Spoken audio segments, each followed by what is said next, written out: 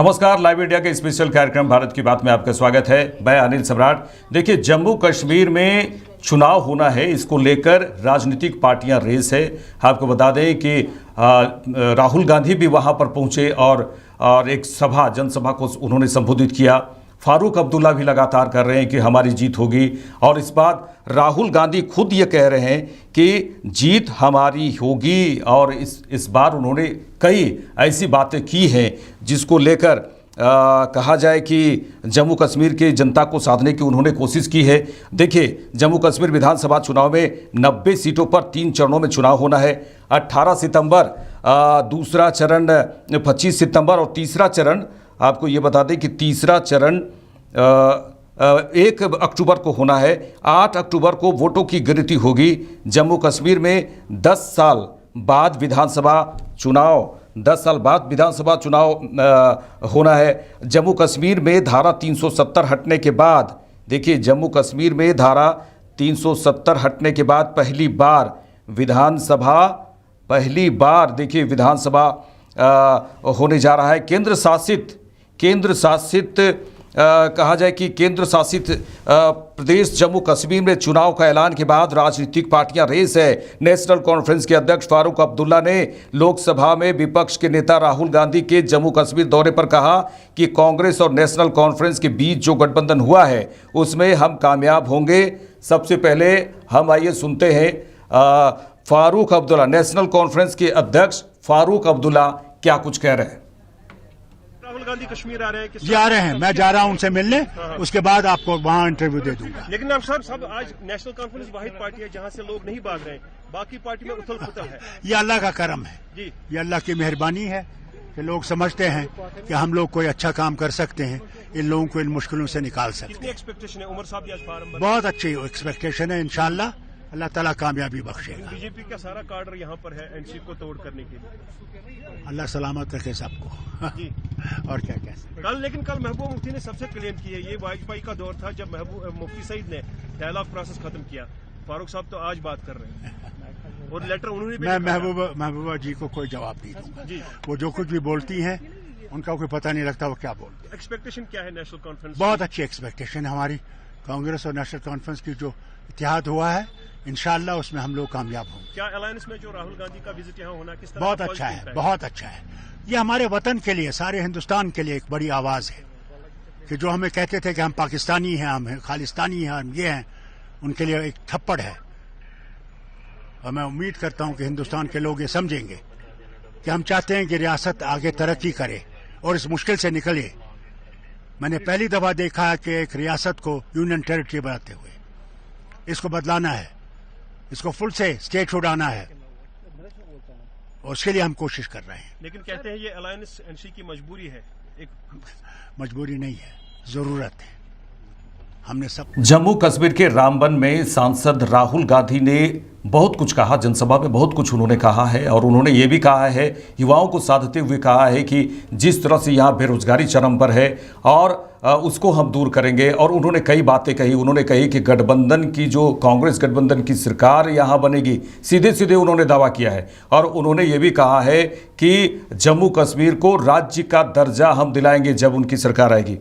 हम राहुल गांधी क्या कुछ कहे हैं जनता से, ये भी हम सुन लेते हैं। यहां पर कांग्रेस पार्टी की अलायंस की सरकार आ रही है।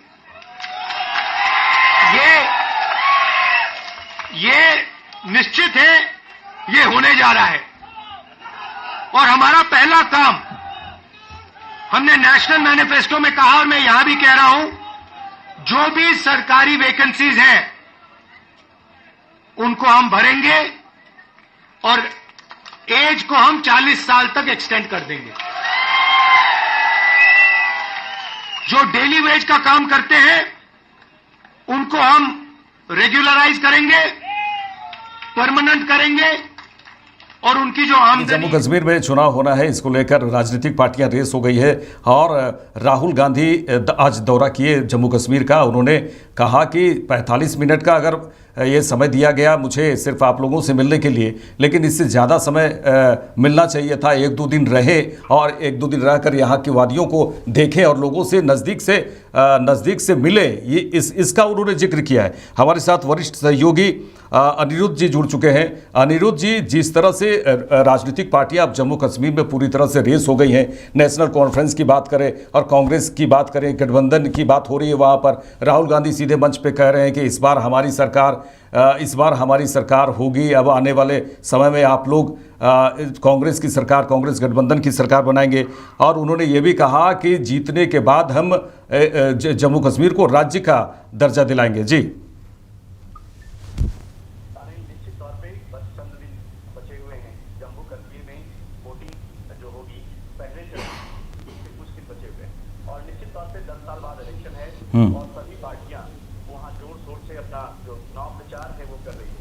अनिल, निश्चित तौर पे बस चंद दिन बचे हुए हैं। जम्मू कश्मीर में वोटिंग जो होगी पहले चरण की, उसके कुछ दिन बचे हुए हैं और निश्चित तौर पे 10 साल बाद इलेक्शन है और सभी पार्टियां वहां जोर शोर से अपना जो चुनाव प्रचार है वो कर रही है। खासकर इस बार जो विपक्ष हैं, यानी कहा जाए कि जो कांग्रेस है मुख्य रूप से, या इंडिया अलायंस कहा जाए, वो ज़्यादा जो है खुश नज़र आ रहा है, क्योंकि जिस तरीके से लोकसभा चुनाव में उनकी सीटें आई थी तो निश्चित तौर पे हौसला उनका बुलंद है और उस हौसला का ही परिचायक है कि कश्मीर में बड़े ज़ोर शोर से लोग प्रसार में लगे हुए हैं। फारूक अब्दुल्ला की बात करें तो फारूक अब्दुल्ला भी ज़ोर शोर से लगे हुए हैं। फारूक अब्दुल्ला एक मिशन है, वो 370 जो हटाया गया था वो चाहते हैं कि 370 फिर से लागू हो जाए। निश्चित तौर पे वो चुनाव प्रचार जो करेंगे वो इसी तरीके का करेंगे और वो लोगों को लुभाने की कोशिश करेंगे कि अगर 370 मेरे पास था तो निश्चित तौर पे मेरे पास बहुत सारी शक्तियाँ थी, राज्य के पास अपना अधिकार था, लेकिन ये मोदी सरकार ने छीन लिया, यानी जो भारत की वर्तमान सरकार है ये छीन ली। तो निश्चित तौर पे अब जनता को डिसीजन लेना है कि धारा 370 कश्मीर के लिए कितना फ़ायदेमंद था और 370 अगर नहीं है तो उससे कश्मीर को क्या नुकसान है, ये सोचना है। और इनकी पहली वोटिंग मात्र हमको लगता है कि 14-15 दिनों के अंदर होना है, तो जनता को फैसला लेना है। रही बात वहाँ वो पूरी राज्य का दर्जा दिलाना, राहुल गांधी ने कहा है कि लोग जो लेकिन जिस तरह की हालात 10 वर्ष पहले जी दिया जाता रहा है, लेकिन राज्य से केंद्र शासित राज्य, इसका मतलब है कि उसके अधिकार को छीनना। ये कश्मीर की वादियों में वो बड़े ही जोर शोर से ये कह रहे थे ये बात, लेकिन जिस तरह की हालात थी 10 वर्ष पहले 370 हटाने की जो स्थिति थी, तो निश्चित तौर पे उस समय के हालात से पूरे राज्य का दर्जा अगर रहता कश्मीर को, ऐसे भी 370 था तो पूरा राज्य का दर्जा उसके पास कुछ अधिकारें जो थी वो पूरे भारत के अधिकारों पर भारी पड़ती थी। तो निश्चित तौर पे उस समय की जो स्थिति थी वो निश्चित तौर पे उसको केंद्र शासित प्रदेश करने की मजबूरी भी सरकार के पास रही होगी और इसके लिए जो है केंद्र शासित प्रदेश करने के बाद 370 हटाने के बाद वहाँ जो है 10 वर्षों तक शासन रहा। तो और राहुल गांधी ने एक चीज़ और कहा था कि वो नफरत बांटते हैं, हम मोहब्बत बांटेंगे। तो ये बड़ा ही कहने का मतलब है कि जो कश्मीर है और कश्मीर के जो लोग हैं इस लाइन पर बड़ा तालियां बजा रहे थे। तो कहने का मतलब है कि जो भी सरकार है या जिसे चुनाव में जाना है या फिर लोग चुनाव प्रचार में जो है निश्चित तौर पे एक दूसरे पर तीखे आरोप प्रत्यारोप करेंगे और वही हो भी रहा है और होना भी चाहिए। ये एक लोकतंत्र की एक मजबूत लोकतंत्र की या कहा जाए कि लोकतंत्र की एक खूबसूरती है कि आरोप प्रत्यारोप लगते रहना चाहिए। हम आएंगे तो इतनी नौकरियां देंगे, हम आएंगे तो एक नया कश्मीर बनाएंगे। ये बीजेपी वाले लोग भी कह रहे होंगे कि हमने 370 हटाया तो कश्मीर को बहुत कुछ दिया है और एक नया कश्मीर बनेगा आने वाले समय में। और पूर्ण राज्य का दर्जा की जो बात है, पूर्ण राज्य का दर्जा इस विधानसभा चुनाव के बाद अनिल मिल जाना है उन्हें। कश्मीर को पूर्ण राज्य का दर्जा मिलना ही है क्योंकि पूर्ण राज्य का दर्जा था भी, लेकिन स्थिति इस तरीके की थी कि पूर्ण राज्य का दर्जा अगर दिया जाता तो 370 हटाने में कठिनाई होती। तो ये विधानसभा चुनाव यह जो है भारत को बताएगा कि क्या वो 370 हटाने से खुश है या 370 उसके पास रहना चाहिए। जहाँ तक अगर कश्मीर की इतिहास की बात करें तो कश्मीर में पूरे भारत से वो प्रदेश पिछड़ा हुआ रहा है। कहा जाता है कि धरती का स्वर्ग कश्मीर है, लेकिन वहाँ पिछड़ापन, गरीबी और अशिक्षा काफ़ी ज़्यादा थी। उसके पीछे भरे अलगाववादी नेता थे या फिर पत्थरबाजी थी या फिर आतंकवादी की घुसपैठियाँ थी या फिर गोलीबारी थी।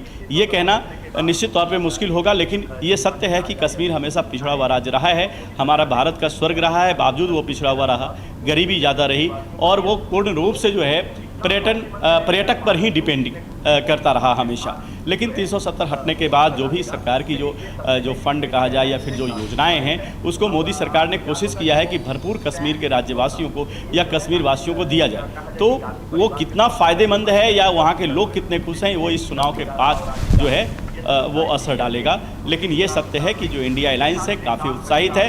अब आपको याद होगा कि वो सैम पित्रोदा, ये जो है राजीव कहा जाए कि गांधी परिवार के सबसे करीबी माने जाते थे और लगभग बीपी सिंह, नरसिंह राव, राजीव गांधी, ये सब जो प्राइम मिनिस्टर थे, उनके विश्वनाथ प्रताप सिंह, उनके साथ इन्हें काम करने का अनुभव बहुत ही अच्छा प्राप्त था और बहुत करीब रहे हैं। इन्होंने आज एक स्टेटमेंट दिया है कि राजीव गांधी से बेहतर है राहुल गांधी। यानी कि कहने का मतलब है कि वो बताने की कोशिश कर रहे हैं देश को कि राहुल गांधी कैसे बेहतर हैं राजीव गांधी से।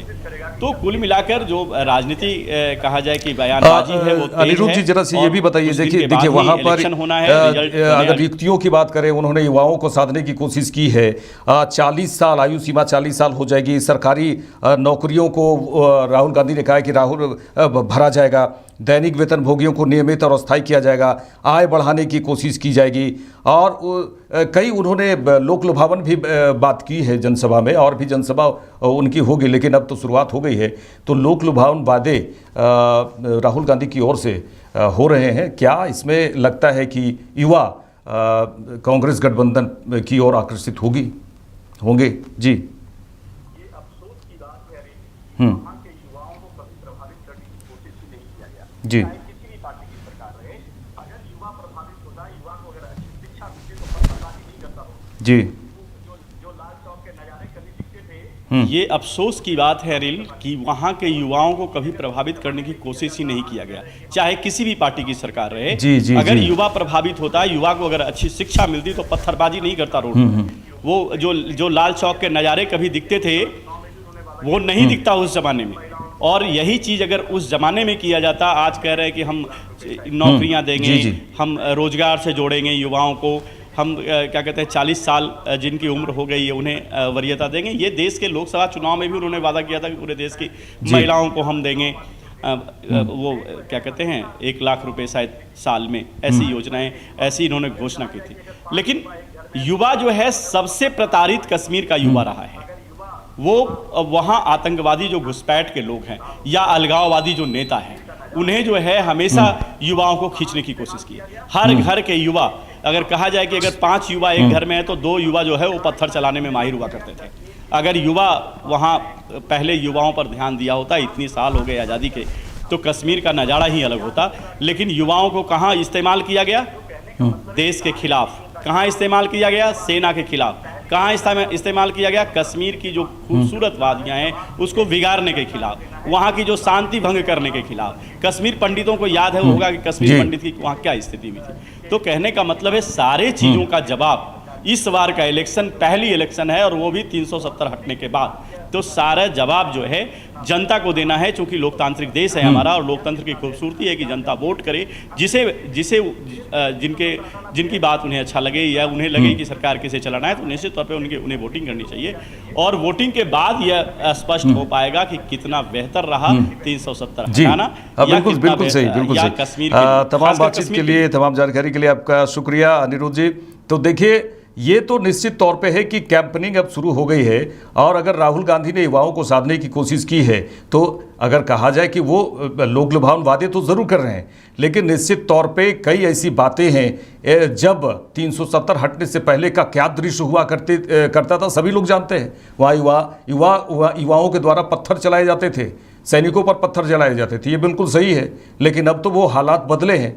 अब देखने वाली बात ये होगी कि आने वाले समय में जम्मू कश्मीर के जनता क्या चाहती है और क्या सोचकर अपने मन में किस तरह से विकास को लेकर जम्मू कश्मीर के डेवलपमेंट के लिए किस तरह से सोच रखती है और वो कैसे वोट डालती है, ये तो जनता पर पूरी तरह से डिपेंड करता है।